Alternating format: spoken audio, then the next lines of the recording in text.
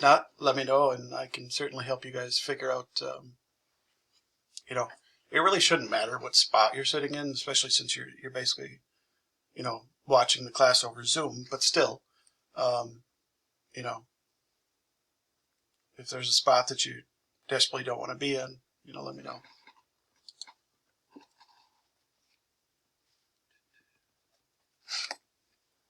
Okay, so if you guys want to get the title written down here, that would be great. 8.5 is on special factors. So we're doing two different ways to factor today that are kind of very specific circumstances. And, I don't know. They're not super common, but still, that's why they're called special factors, because they're not that common. And there's really only a couple parts of it you're going to have to know how to do. So we'll work on that.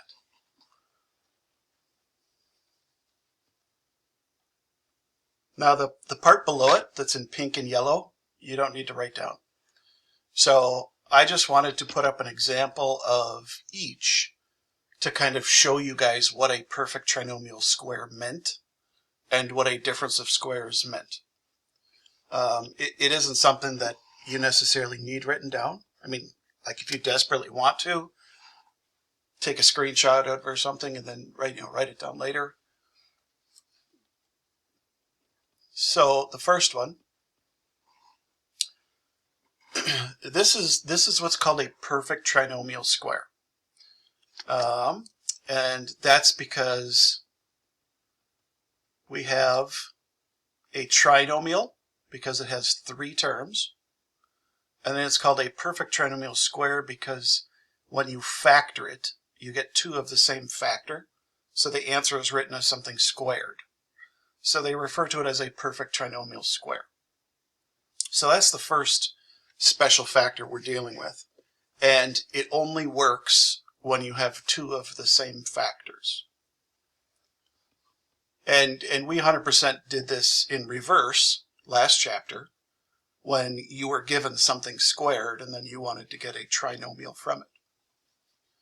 And then a difference of square is somewhat considered more easy because it's just more straightforward, I guess. A difference of squares, the word difference means subtraction. So difference of squares means you are subtracting two squares. And x squared minus 9 could be thought of as x squared minus 3 squared because they're both squared. And this is how it's going to end up factoring. There's no middle term. So they're kind of considered, special and different because that doesn't happen that often. Okay, so let's get down to the actual examples that we're gonna do. And so this stuff you should write down. Like I said up above was just more for your knowledge and what the name means.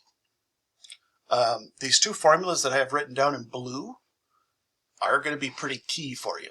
So in your notes, get those written down, kind of highlight them, star them, whatever you do in your notes.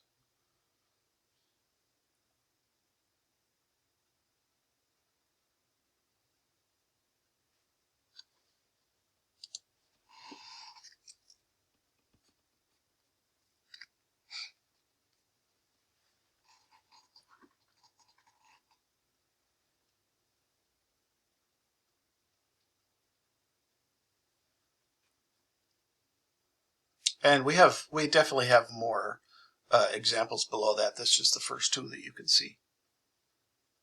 Let's see, Gracie, I got your email.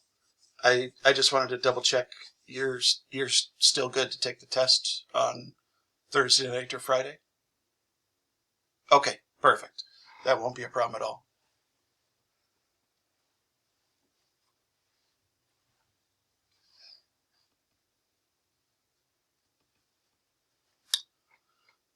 Let's start with trying to remember who I didn't call on yesterday. Sydney, maybe? Although I probably called in everybody, so who am I kidding? Sydney, do you think you could help me start off? You actually have a pretty easy question. Okay, on these two blue formulas, there's really only one thing different on them. What is that? Perfect. So, come on. These two symbols right here are the only difference between these two formulas.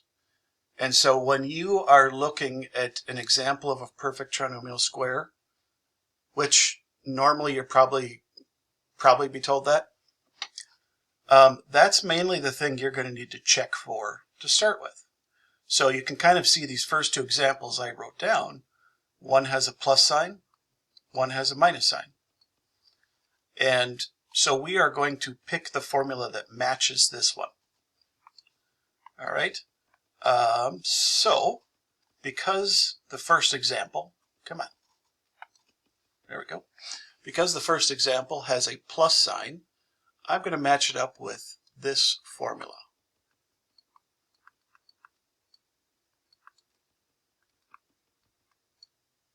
And then I want to go over with you guys how we're going to figure out the answer to the green one using this formula.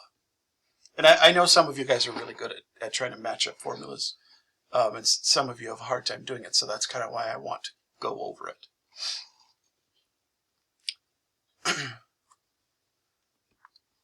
So what I do is this formula in blue is kind of what we're given.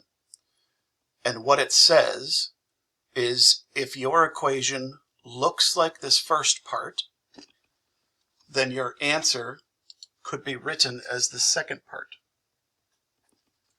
And, which is all great. So I basically know that I can write my answer like this. The only thing I have to figure out is what is A and what is B. And so I'm going to kind of match up these formulas to figure that part out. It might actually be easier to start with B. The first one's actually so obvious that some people have trouble doing it. So B squared would be 36. So we're basically trying to figure out what times itself is 36. And I know a lot of you probably already kind of know that 6 by times itself would be 36. So in our problem, B is 6. Now if we go over here to try to figure out A, I'm trying to match up x squared and a squared.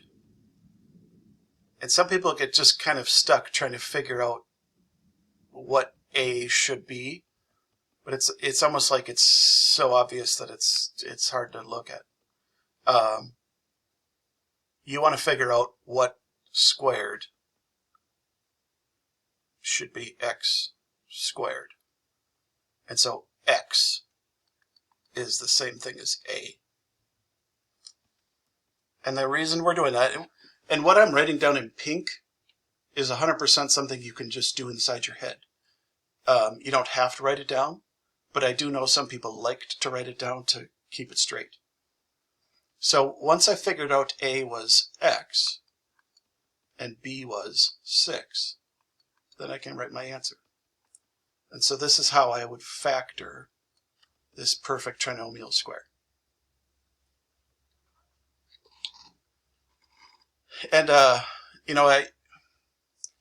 sometimes don't like teaching this section because it feels so different than the stuff we were just doing. And I don't want this to screw you up from everything we were doing. But this is kind of part of Algebra 1, and I did see that I don't know if it was federal or state law, said everybody's got to do MCAs again this year. So I want to make sure that you guys see the information that's going to be on there. You actually don't have to do anything with this middle term, but if you want to use the middle term to try to check or verify that you did it right, you can. But otherwise, you don't have to do anything with the middle term. So we figured out A was x and B was 6. And so that matches up because 2 times x times 6 is 12x. Okay, second example. I know I see a minus sign here, so I know that I'm going to use the formula with the minus sign to match up with it. So a squared minus 2ab plus b squared. Whenever I have something that's written exactly like this, I can write the answer as the first one minus the second one squared. So I don't know if you guys are at this stage or not yet. Do you think you could come up with this answer on your own? Or is this something you kind of want me to walk through with you guys?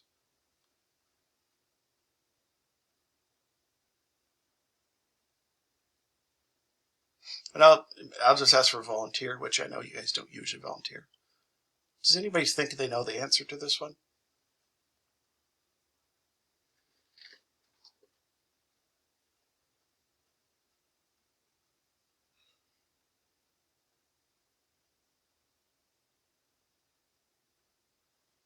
Awfully close, but you did it perfect. So you figured out that the A was X again, and then the B was 7. So that was perfect. The only thing that was slightly off was the fact that this answer has a minus sign in it. So when this one at the beginning, I don't know if a highlighter will work on this. No, that doesn't work at all. When this first sign is a plus, the sign in the answer is a plus. When this first sign is a minus, the answer in the sign in the answer is a minus. Otherwise, that was great. That was great.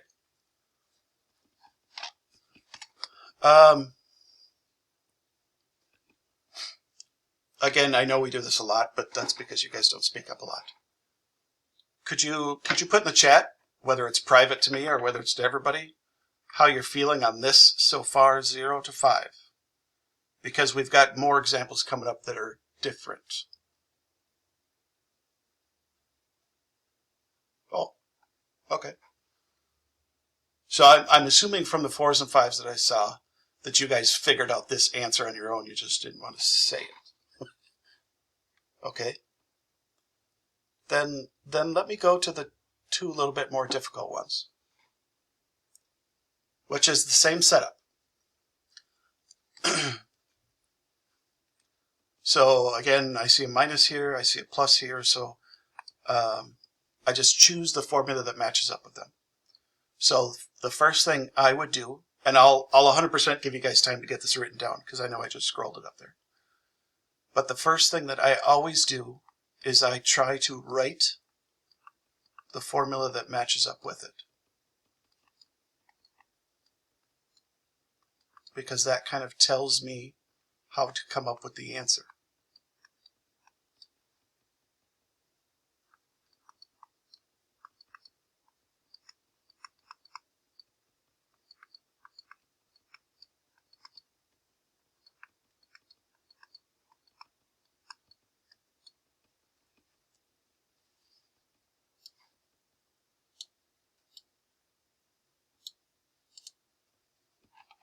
Okay, I'll give you guys a minute to write this down before we kind of talk about it.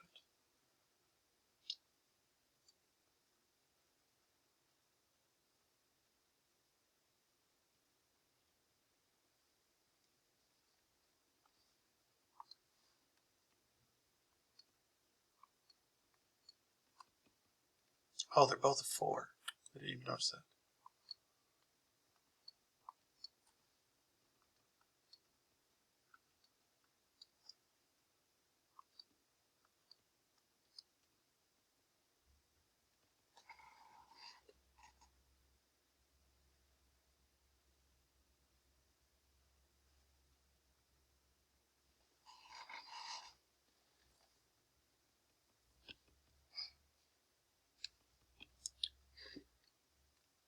Okay, you'll see that underneath the green, I wrote kind of like a parentheses squared. It doesn't matter if you write it underneath or whatever, that's where I could fit it. So what I'm trying to do, whether it's in my head or writing it down, is I'm trying to figure out how to make this something squared, because that's what b squared is. And I'm trying to match those up. And so like a 4 is easier, because I know that 4 is 2 squared. And so that's how I figured out b is 2. But now I need to do the same thing with a number and a letter, which, we've been doing a lot of that, so maybe this won't be that bad. I want to figure out how to write something times itself to get 9x squared. And it's really easy to kind of do one of these two. But it's going to be 3x.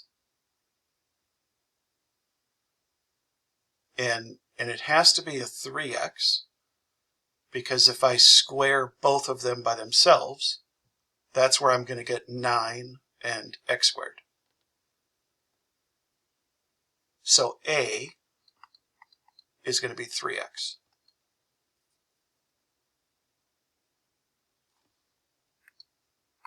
And once I figure out a and b, well, then I can write my answer. So a is 3x, b is 2. And this answer has a minus sign.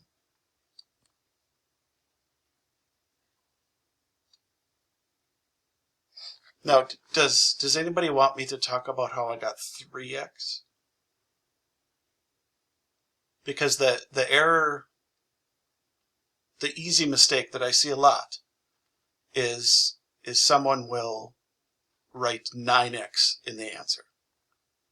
And I totally get why. I mean, I get it. I totally get why somebody would write 9x. If you're okay with this one, could you guys try to come up with the answer for the second example?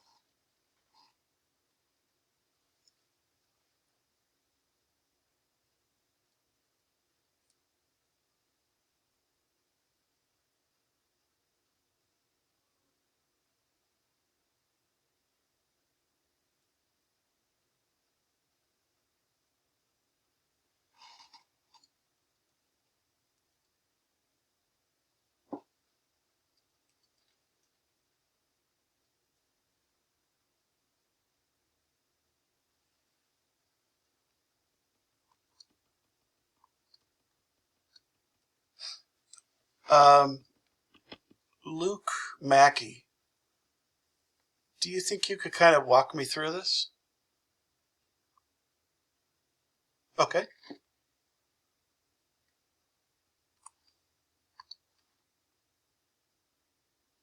And I can help you out wherever you want help too. We're basically trying to figure out A and B. Let's start with B, because that's usually easier. What squared is 4?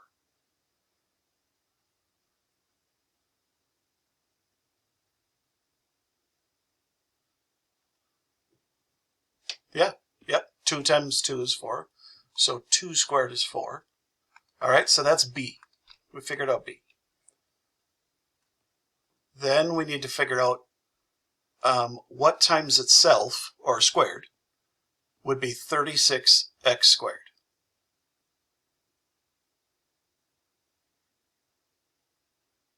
And we can do them separate if you want. Like, what times itself is 36? Do you remember how to do the, oh, yeah, it is 6. I was going to say, I think I heard tapping. Are you using the calculator? Which is fine. Oh, I'm sure some people will be using calculator. Do you guys remember how to use the calculator to figure that out? If you want to know what times itself is 36, on the calculator you could do square root of 36. Because I'm sure there's going to be numbers you guys want to use a calculator for, and that's fine. Okay, so how about the pink parentheses? Like, what should go in it? We figured out the 6. What about the letter part?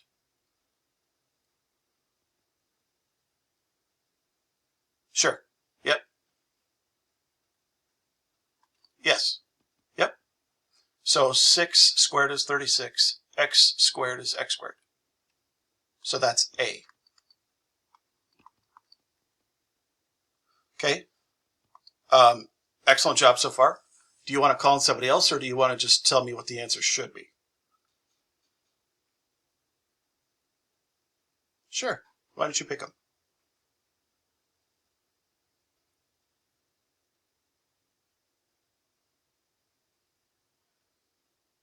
Or I suppose the name screen doesn't show up to you right away. No, that's fine. John? John, once we figure out A and B, how do I write my final answer?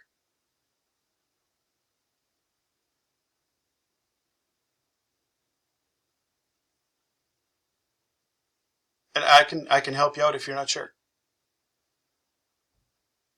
Okay.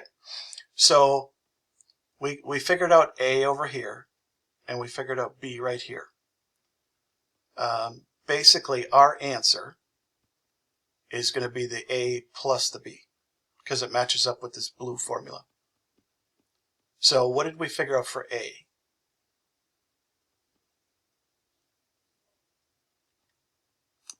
6x. Yep. No, it's all right. That was the one up above. Yeah. And then what did we figure out for B right there?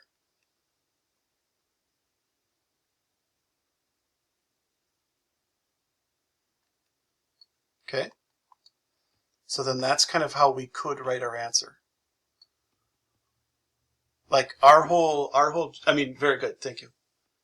Our whole job is to figure out how to take the green formula and the blue formula and then compare them to come up with the answer. And I know this is super different. And that's sometimes why I just don't like teaching this section. Because it kind of feels very different from what we're doing. But it's still part of factoring.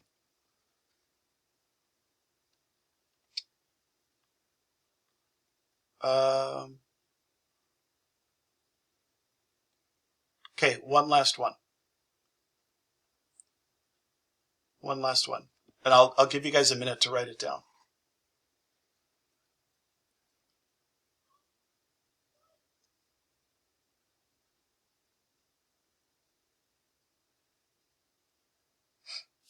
So sometimes we're going to be asked to kind of come up with the missing term that would make this a perfect trinomial square.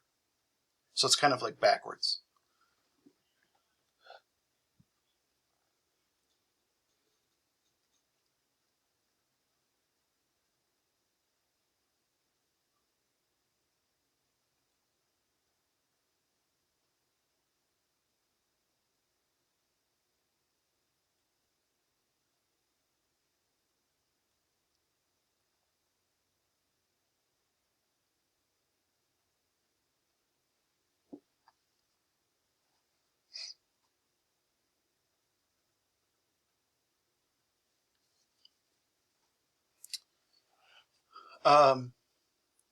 Logan, do you think you could tell me which one of the two formulas this matches up with, kind of?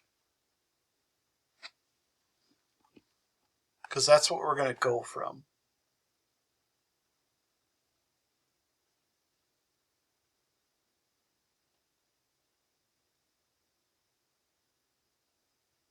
And I remember you came in a minute late. Were you able to get those two formulas written down?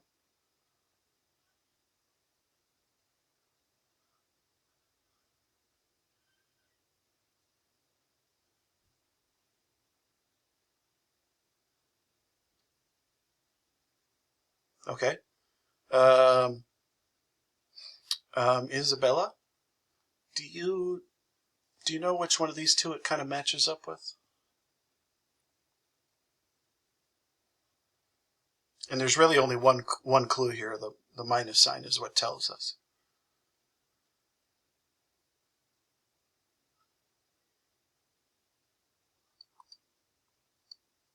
Yeah, yep, that's what I was looking for. Okay. Yep. Okay. Now we actually don't need the answer on this one. So like it would have been fine if you guys like wrote the whole thing down, because that was the whole formula. But we actually don't even need to factor it. So we're just trying to figure out what should go in place of that question mark.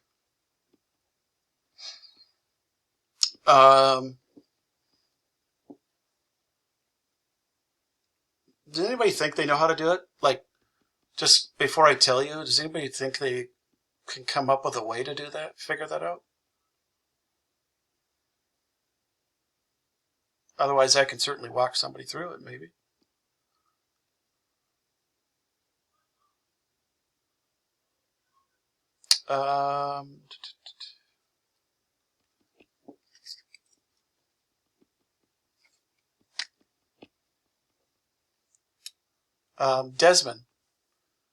Desmond, we should be able to figure out B pretty easily. Like, what's B?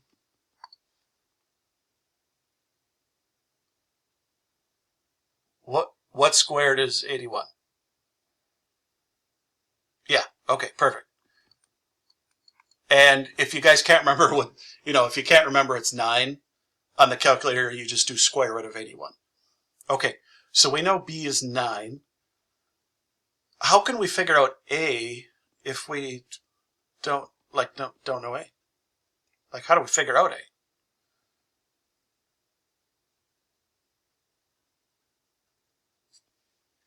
Does anybody have a guess?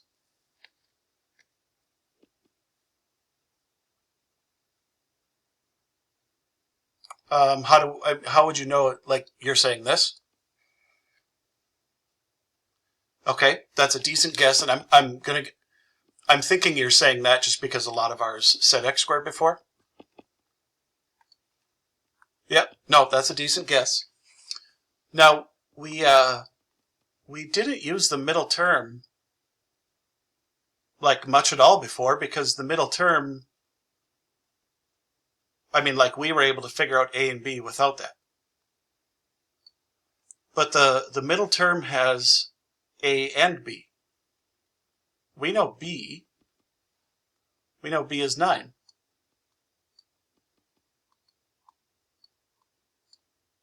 And we know the 2. And we know that 2 times A times B should be 36y. So the 2 and the 9 obviously are 18. What would we multiply by to get 36 if we have 18? We'd multiply it by 2 and then y. So we're actually able to figure out A from the middle term. And A should be 2y. So that question mark, to be a perfect trinomial square, would be 4y squared. And this is definitely going to be kind of like, I don't know if I want to call it a challenge question, but this is definitely more difficult. So if you're feeling a little unsure on this problem, I wouldn't feel too bad. But I kind of like to give you guys a little bit harder ones in the notes sometimes, so that when you guys get to the homework, it's not going to feel like, stupid hard out of nowhere. So I will tell you right now, basically all of your homework is like our first 4 examples that we did. This is kind of more of a challenge one, that may or may not be on the test. It's kind of undecided right now. Okay, let's go to the last topic. This one's actually quicker. So I don't want you guys to feel like we're going to be doing notes for like a solid hour or hour and 15 or anything. Difference of squares is going to be a quicker topic than the first one, especially because we've already been going over how to like match up A and B.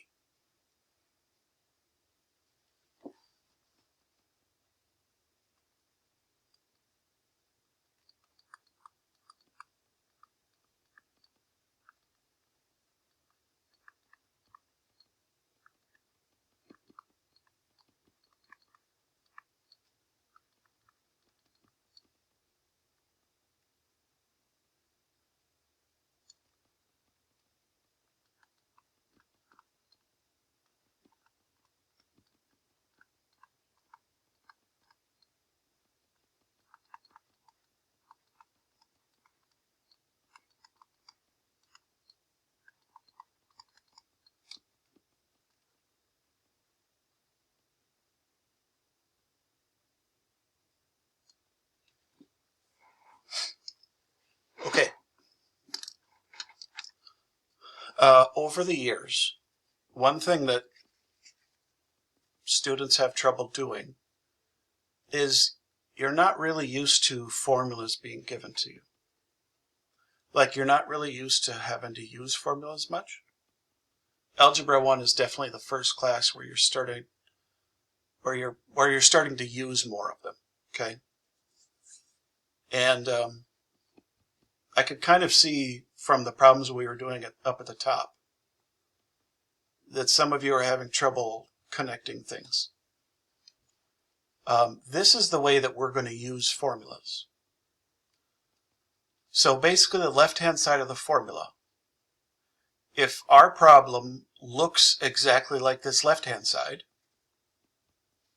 then what that means is the answer to our problem will look exactly like the right-hand side of a formula. That's kind of the whole point about those equal signs, is it's basically saying this thing is equal to this thing. And like say our first example right there, x squared minus 9 looks like the difference of squares formula. And so if it looks like this, then that means I know the answer to our example should look like this. And that's kind of how you're supposed to use formulas. And obviously the big question out of this is you have to figure out what A and B are. Because in our problem it doesn't say A squared and B squared. So you have to figure out what A and B are to match them up. And that's what we were doing up above. And it's the exact same thing right here. Okay. Haroon, how about you? If I remember yesterday you couldn't talk. How about today?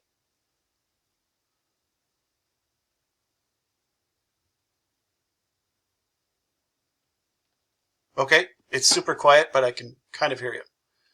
Are you able to figure out A and B from this?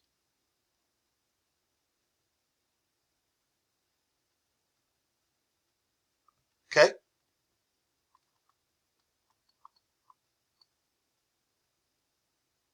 What'd you get for A?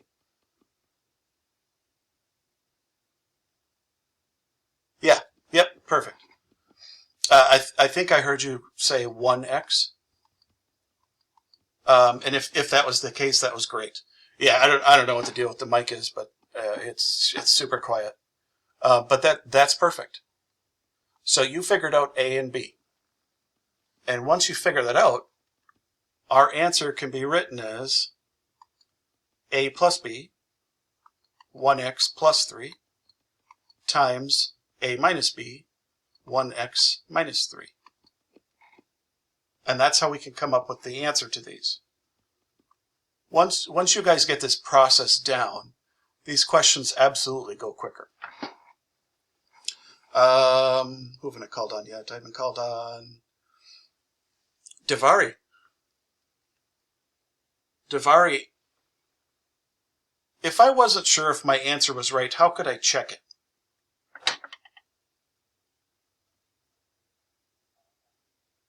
Okay, okay.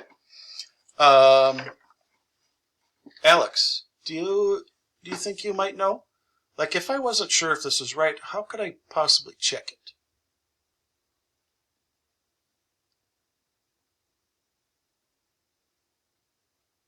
It sounded like you were about to say the right answer. I think maybe you weren't sure, and you just didn't want to say it out loud.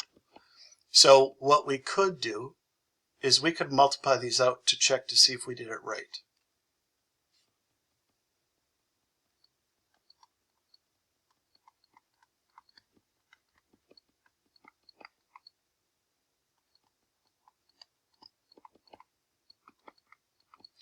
Now, obviously, this isn't something I'm going to make you guys do, but like say you're taking a test and you're not sure you did it right, this is how you could. So what I would do is I would do my scratch work off to the side. X plus 3 times x minus 3. And I would FOIL it. So x times x is x squared. X times negative 3. Positive 3 times x. And then positive 3 times negative 3. And then minus 3 plus 3 cancels out. And that was exactly what I started with. So then that tells me I did it correct. So what's written in yellow, you don't have to do. But if you're ever not sure if you did it right, that's one way you guys could check. Okay, the good thing about difference of squares, there's only one formula. It's like pretty straightforward to match up. Here's 3 more. I have a feeling you guys could do these first 2. So if you guys can, why don't you do these first 2 and then hold off on the third example. We'll do the third example together.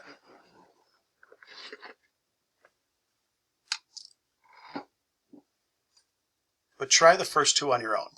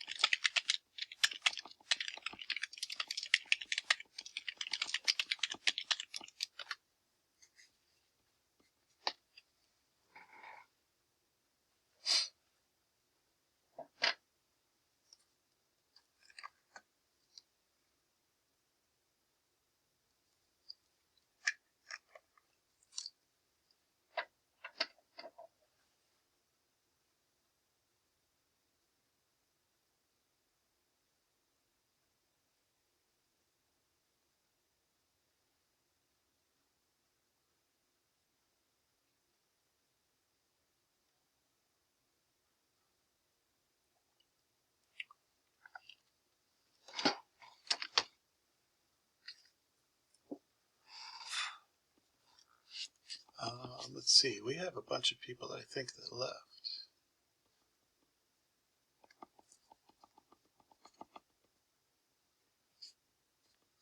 Let's see, Haroon, Ben, where did Ben go?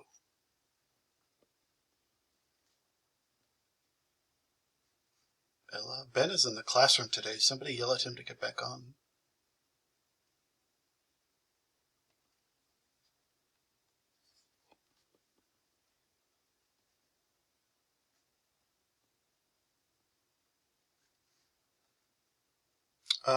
Kira, if you might not have been looking at your screen. I sent you a message. Oh yeah, no, Harun. I'm just reading down the. I'm reading down the name list. I'm thinking out loud, unfortunately.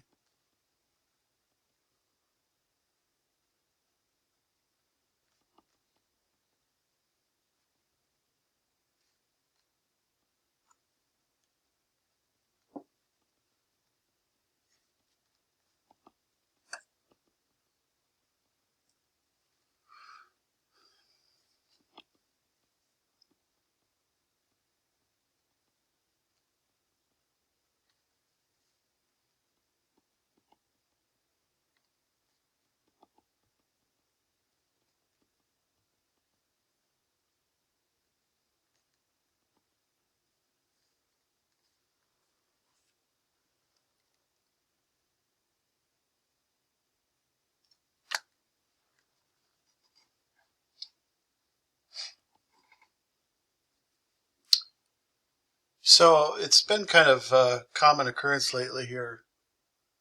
People leaving right after attendance. Do know that, like I got to mark you absent if you guys leave. Like that's not really any different than just like coming to class and then walking out. Um, so, and I fully understand that some of you guys have had some technology issues. Um, but but the people who have been having technology issues have been letting me know. So I know all about it. Like some days your Chromebook just doesn't run right, or some days your Wi-Fi just keeps dropping, and so you're kind of coming back to the class, and then I get that. Like that happens. So if that's ever the case for you guys, you got to make sure to let me know, because it's kind of the same people that keep coming and then leaving. And I have to mark you absent for that, and I don't like doing that, but like I get it. Like some of you might feel like you already know the stuff, and so you can already do the homework. But that's fine. I mean, stay in the class when you're doing that.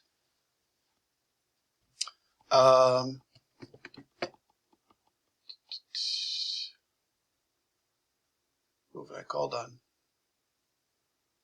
Nora? I think Nora and Sadie are the only two that haven't been called on yet, maybe. Do you think, Nora, do you think you could do the first one here? Like, how would I answer this? Okay. Okay, perfect.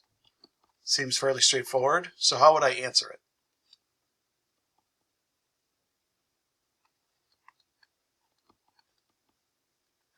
Perfect. And then just in case anybody was wondering, it doesn't matter whether the minus or the plus goes first or second. Like it's still correct if you write it the other way around. Excellent. Sadie, how about the second one? How did this one go for you?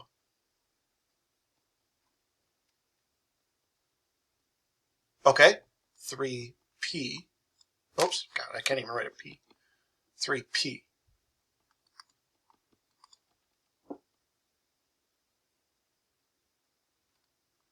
Q. 4q. I mean, what you said out loud was good, but make sure you include the letter. Okay? So how do we...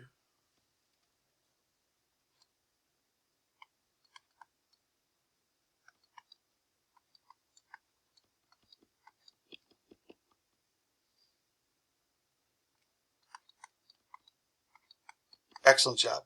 Excellent job.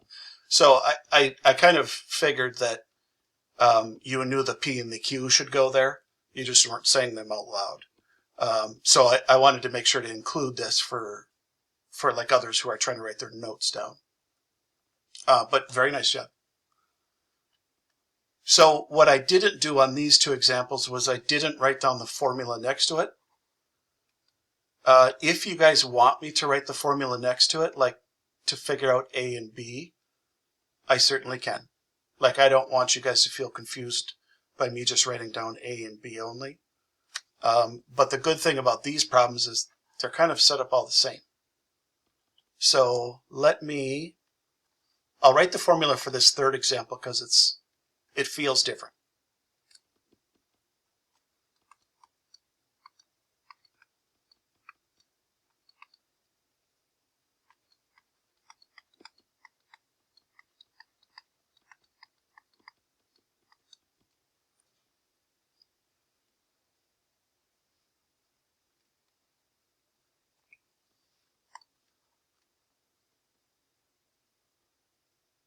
Okay, so again, we don't always write this down, but this is what I'm trying to do inside my head. Is I'm trying to figure out what times itself squared. How do I get that white stuff? And you guys seem like you're doing the number part of it pretty good. So like the 16 is going to be a 4, and the 4 is going to be a 2.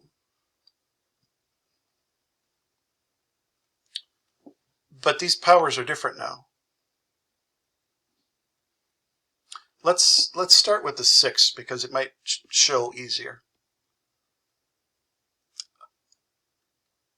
Does anybody think they know what power should go on the n?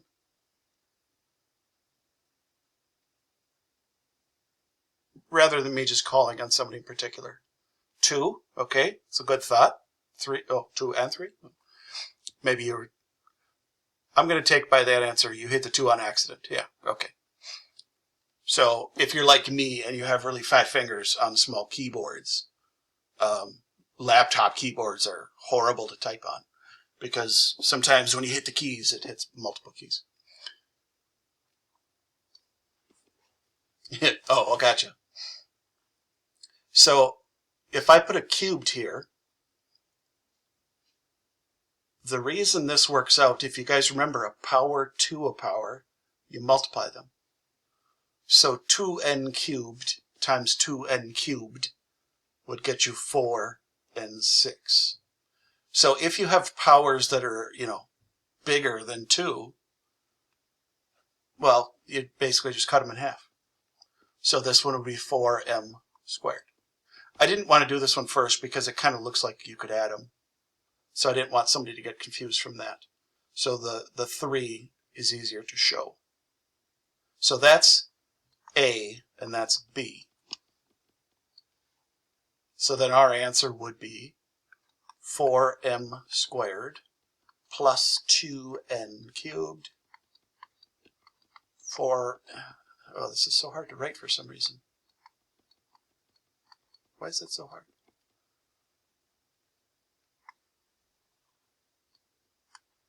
So you're not going to run into this very often.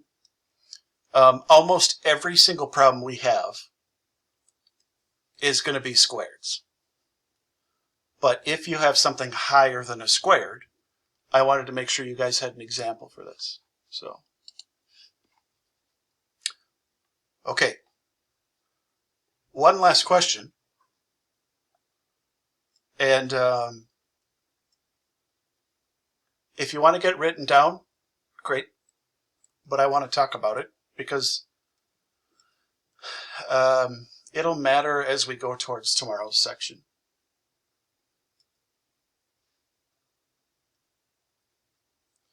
So the question says, why wouldn't you be asked to factor x squared minus 8y squared as a difference of squares? Because I see a squared on both of them. But you're not going to be asked to do that problem for one very specific reason. Sophie, how about you? Do you think you know why you wouldn't be asked this question to do? Okay, that's all right. That's fair. Does anybody think they know why I wouldn't ask you to factor this?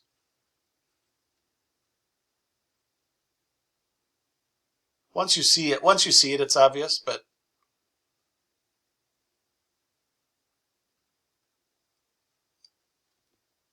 like if I scroll up,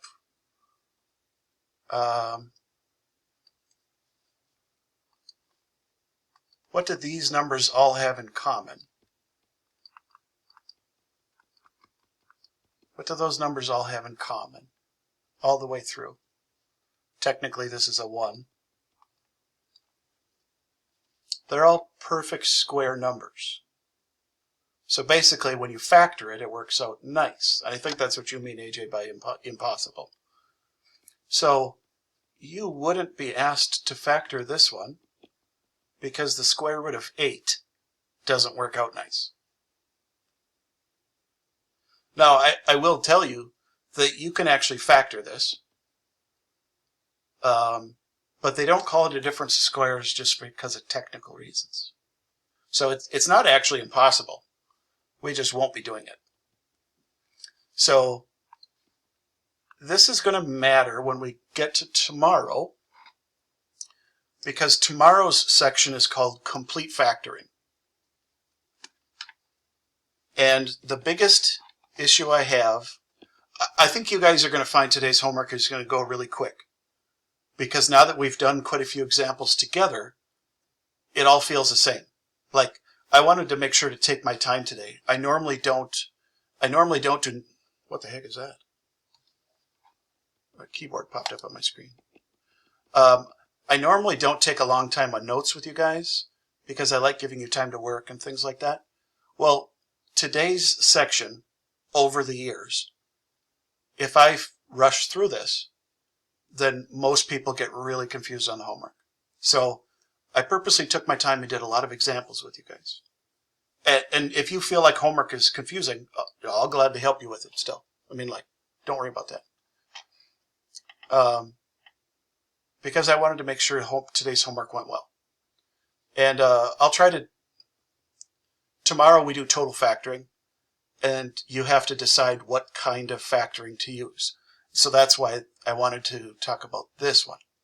I wouldn't factor this with difference of squares because of the 8. Little things like that. Okay. So today's assignment is actually pretty short. Mainly because they're all similar. And once you get the hang of these go really fast. But if you're having trouble, they go really slow. So that's kind of why the homework isn't that big. I mean, like, there's not a ton of questions because if you're having trouble, I don't want this to take you, 2 hours. Let's call on somebody. Let's call on, let's just go with Gracie again. Gracie, if you get, I don't even know, are you in the class today? No, you're not. Okay. If you're in the classroom today, which I know you're not, but, and you get done with your homework pretty quickly, what do you think you should work on after the homework that only 3 people in this class have done so far?